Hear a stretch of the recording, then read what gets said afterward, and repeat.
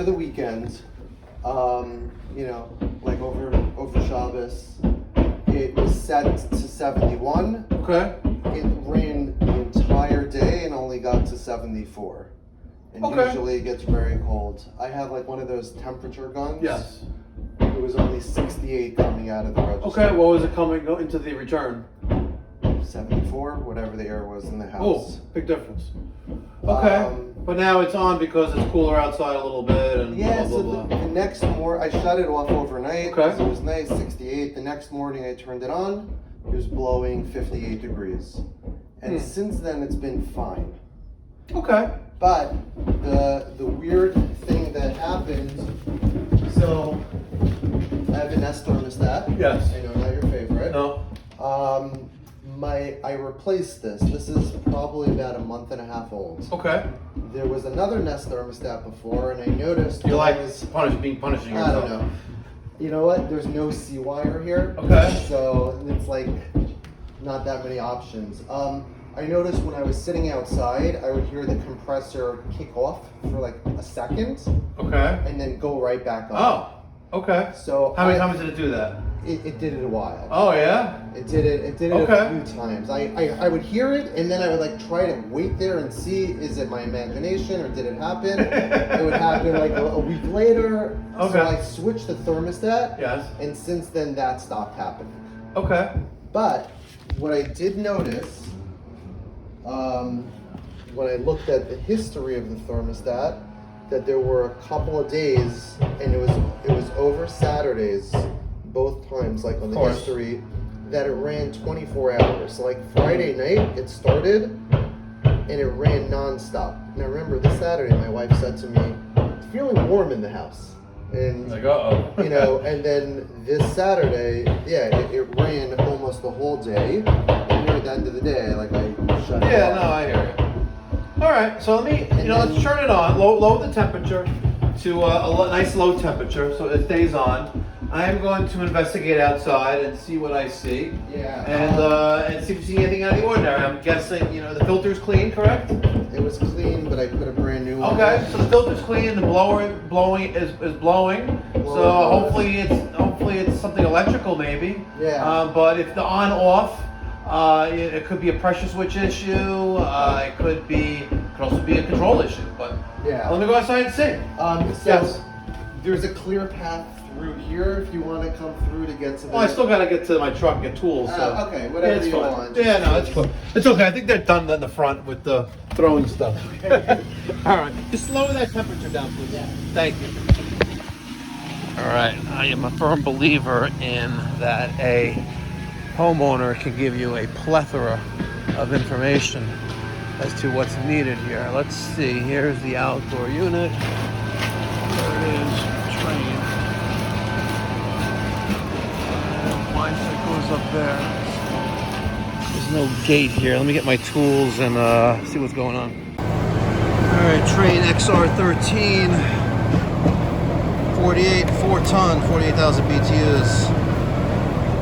Oh God, R22, March 2006.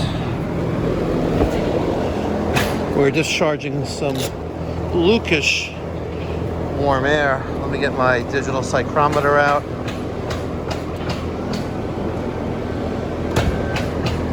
See what she's doing there. Battery's a little low. Looks like we're discharging 77 degrees. Let me just check ambient. I'm spinning it around. And ambient is 72-ish degrees. Discharge. Probably be 80 degrees. Yeah, 80 degrees. Nothing great. She's not even beer can cold. Alright, I got my access cover off. I got my Testo Smart Probe app open. I turned them both on. It's flashing green. 775, right? It's just, it takes forever for it to sometimes connect. I don't know why it does it, right? But it's just annoying. So let me loosen up You know, and I happen to love Testo, even though a lot of you guys don't like them. But I'm really thinking about maybe going to a different brand for refrigeration testing. So $7.97 is this one. Let's get that on our low side. Now, I typically bring out my gauges, my Testo 557s, but I don't want to have really much loss here. And just as I suspected, we are undercharged here. As long as the coil's clean, I got good airflow. 22 on the low, 130 on the high. Sorry, 45 on the low and 130 on the high. Let me get my temperature clamps and we'll measure for superheat and subcooling. 118 and 134. These got to correspond to that. You know, now here I am waiting. No thanks. Select probe. This is the 118. Let's stick that on the suction. And this is the 134. I guess it already did that. Put that on our liquid right there. And we'll give us a hot minute, but appears as though we are undercharged here. And since it's an R22 system, it's not going to be cheap to juice them back up. And if he needs refrigerant, that means he's got a leak. If he's got a leak, well, let's just say he's getting a new system. And what I've been saying lately, it's crazy, you know. We have, you know, the A2L refrigerants coming out in, 4 months. October, November, December. Wow. In less than 4 months, we are going to be working with A2L refrigerants. And, you know, at first I'm like, okay, you know, I'm going to deal with the refrigerant handling, blah, blah, blah. But because it's technically a flammable refrigerant, we also have to deal with logistics and transportation. You know, can we transport them, you know, in the trucks? Can we transport them like laying flat with a little bit of an angle? Or do they need to be transported vertically? What about storage? You know, what happens if we have, you know, 20, 30 containers in the shop in a storage locker? Like, but with ventilation, adequate storage needs. This whole A2L thing, you know, is, you know, it just dawned on me this past weekend. But there's a lot as a contractor that you need to know. Even as a technician, but with a contractor, there's going to be a financial burden associated with this changeover, especially if you're warehousing an A2L refrigerant. So, back to what I was saying. You know, what I've been saying for the last month or so, when I come across an R22 system, like dealing with a homeowner, it's like, your system, put age into perspective here. Your system is the age that the refrigerant that replaced Freon in 2010 during that phase out of equipment, complete phase out of equipment. Well, guess what? The refrigerant that replaced your equipment is being phased out in January. So what does that tell you then about the age of your equipment? Just saying, let that sink in for a minute. Let's go get to the great news.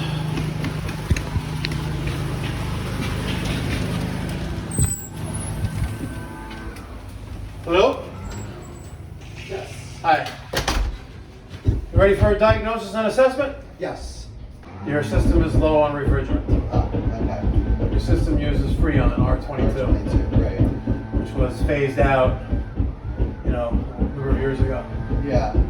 You need to replace your equipment. Okay. Temporarily, if you wanted to just have some comfort cooling for an unknown amount of time, we could just add more. It's $2.50 a pound. Okay.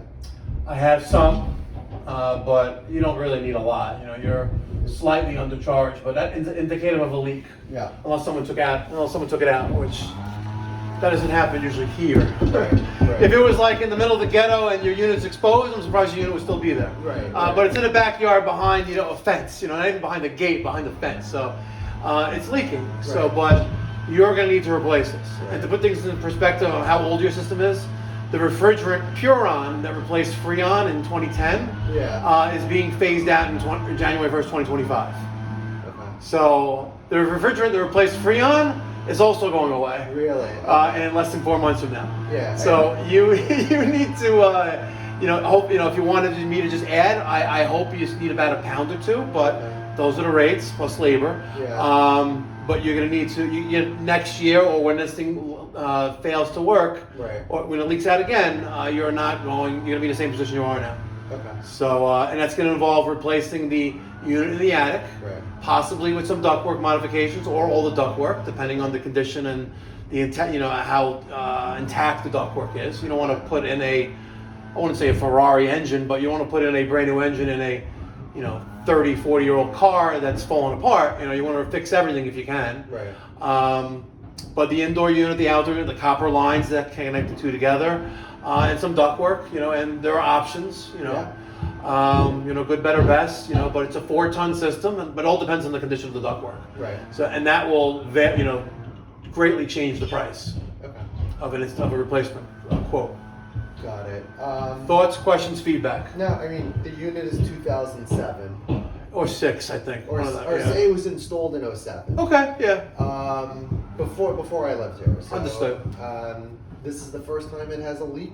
So that's a good thing. It's been reliable until now, so I guess everyone's time comes. I guess for now, I would just charge it up. Understood. So now I have to give you a little disclaimer. Okay. And it'll also be on your receipt. Okay. When we encounter, and only because there are more lawyers than there are guys like me. Okay. All right. No disrespect if you're a lawyer. I'm an accountant. Okay.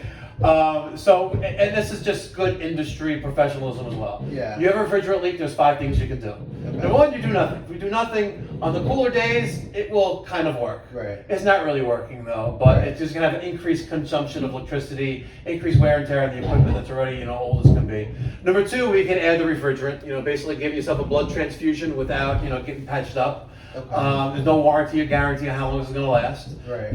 Number 3, and the pros to that is instant gratification. It'll start working immediately. Yeah. Number 3, we can add refrigerant and maybe a sealant. Sealant is added to a system that of a similar age or newer, not brand new systems, but with the hope and objective of sealing up the leaks that are occurring.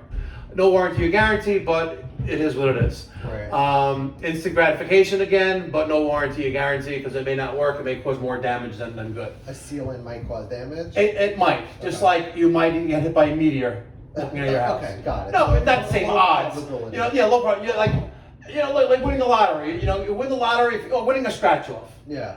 For a nice prize. Let's say $500. It doesn't happen often, but sometimes it does. Same thing as sometimes you add a refrigerant, the sealant to the system, it clogs up something that it's not supposed to. Right. Because there's moisture or atmosphere there. That's how it bonds. Anyway, number 4, leak search. With the age of the system, I wouldn't recommend that unless really bind or if it was newer. If it was a newer system that uses a new refrigerant, I would say let's. And it's like 10 years old, 12 years old. Let's look for a leak. Okay. And number 5, replace the system, which we already talked about. Yeah. Okay, I'm gonna go add some refrigerant. Hopefully it's only a little bit. It gets weighed in. Yeah. All right, so if you guys were paying attention to the conversation I had with the homeowner, full transparency, you saw it, and that's how I handle every single service call. Same way I did just there. All right, explain to them in layman's terms what's going on, and give them the facts and numbers. Let them make a decision. All right, let's. I don't have an easy seal in the truck. I did call Peter. He's on his way here. Let me go back to my Testo app, and of course everything disconnected from it. Literally everything. The range on the Testo sucks. They are flashing still. Why it's not being cooperative here, why it takes forever to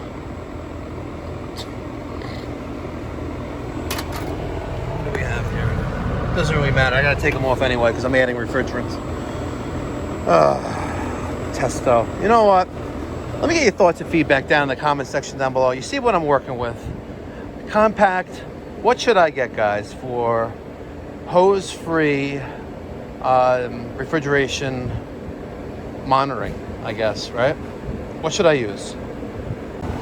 All right, I got my high and low hoses and valves connected to my service ports. My valves are closed. Let's zero out our pressure.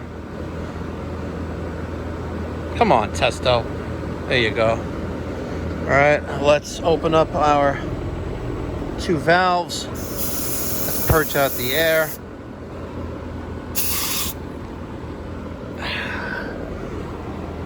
All right, let's go get the 410A. The 22. I already got the scale. Let's put away the Testos, and I don't know.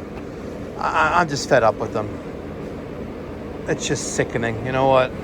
The first version didn't have the little offset on the smart probe, so that counted out a lot of systems. I need to get a separate adapter, a 90, to hook up to most systems, especially like the Ream cubes. You know, I don't know what the hell they were thinking. This made it much different, and the little plastic gaskets there, like on my high side, always leaks. Whatever. I'm really disliking Testo, but the combustion analyzers I think are great until someone tells me otherwise. All right, I got my scale out, zeroed out. This has an angle there, so it's not annoying, but I'm gonna open this up. Remember, it's zeroed out. I like charging as a liquid, so I have my tank upside down. We're gonna purge out any make sure that's closed as well. Make sure that's closed. Let's purge out any air that's there. Okay, and you can see we're about minus 0.1 pound so far. Let's add in a ½ pound. So I have my charging valve open. Low side is open. Just gonna crack it open a little bit. We're gonna stop at 0.5 pounds. It's right there. Okay, let me hook up my temperature clamps to my suction and my discharge and see where we're at. All right, so the wired clamped temperature probes are on the pipe. Let's go over to subcooling. Still a 0.1. Here's our values with 0.5 of pounds of R410A added. Let's go to another pound. Liquid gold, ladies and gentlemen. You hear the compressor change slightly just now. Slight change in the harmony of the compressor. Let's see if oh, it's dead. Damn it. You know what? I have some new coin key batteries. Maybe I'll put it in there. So I need some time to let this thing sit. All right, I'll be right back. All right, I got new batteries in my digital psychrometer.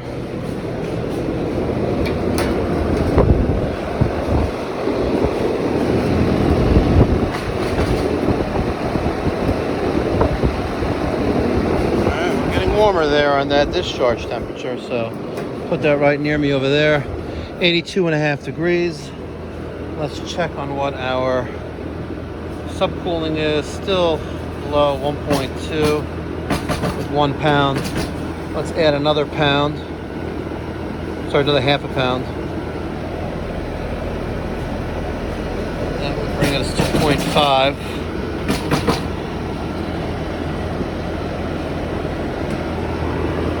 I'm gonna let that stabilize for a hot minute.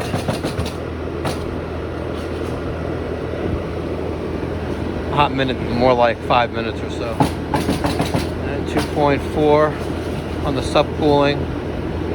And we are still below freezing on that evaporator temperature. So the goal here is around 60 PSI, but I know I got a TXV up there and I know I need to be around 10 degrees. Let's go back to that rating plate and see what it says about subcooling. 10 degree design subcooling. And this unit came factory charged with almost 9 pounds of refrigerant. Factoring in, we probably have a 50-foot line set. So the factory charged and field installed refrigerant during the commissioning process, probably close to maybe 11 pounds. All right, we are not doing much different on our discharge temperature, still 81 degrees.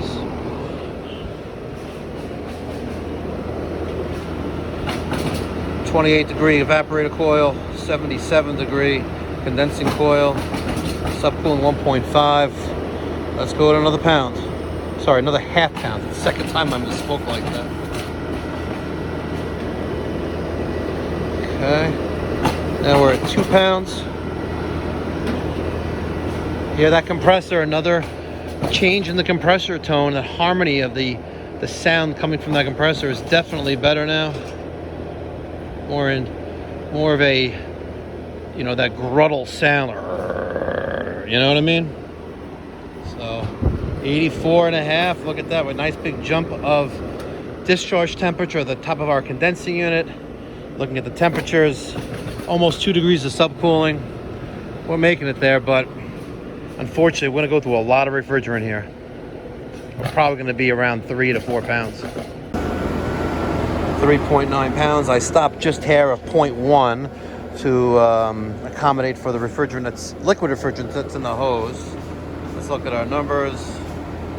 5 degrees of subcooling, but I have a 35-degree evaporator, 86-degree condensing coil, discharge temperature 85 degrees, 87 degrees, good.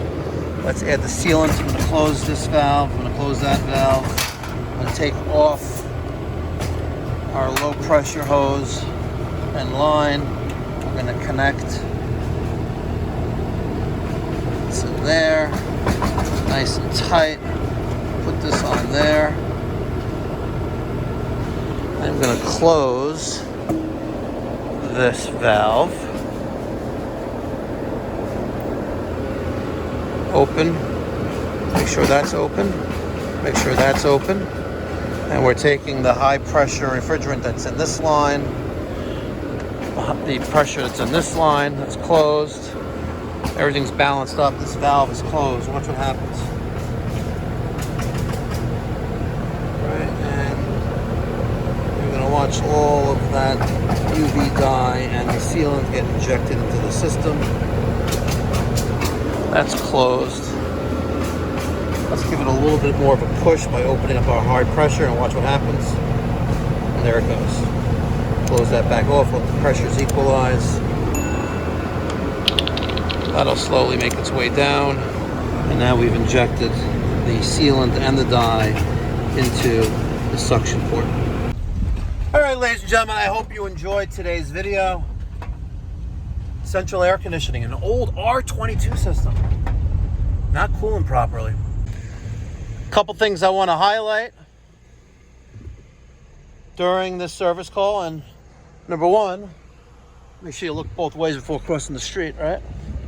Number one is if you ain't testing, you're guessing.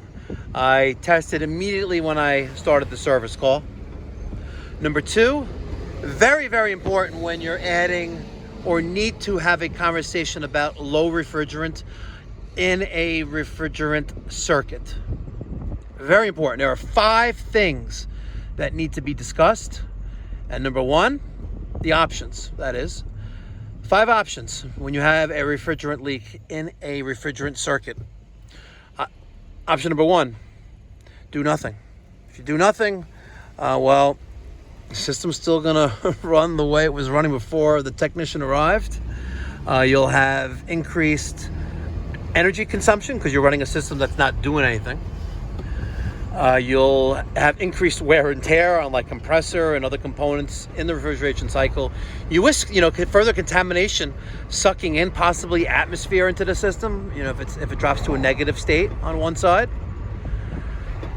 Number two, add refrigerant. Adding refrigerant, instant gratification. You get that refrigerant in the system and you'll be able to start cooling immediately. Unfortunately, it's expensive. You risk damaging the system because eventually, it's going to leak out again. You could bring in non-condensables or the atmosphere into the system. And there's no warranty or guarantee. Option number three, we add refrigerant, then add a sealant. If we're adding a sealant, it comes with that ultraviolet dye. Helps us look for the leak. There's no warranty or guarantee on it, but it's like putting a Band-Aid on your cut blindly. Let's say you need stitches and you think the Band-Aid is going to work, and it may work. It may, right? But instant gratification. But a con is that, you know, there's no warranty or guarantee on that. Option number 4, which is a guaranteed option, is we look for the leak, and then we talk about how the repair is going to be made if we make that repair. If we make that repair, that particular repair will be guaranteed.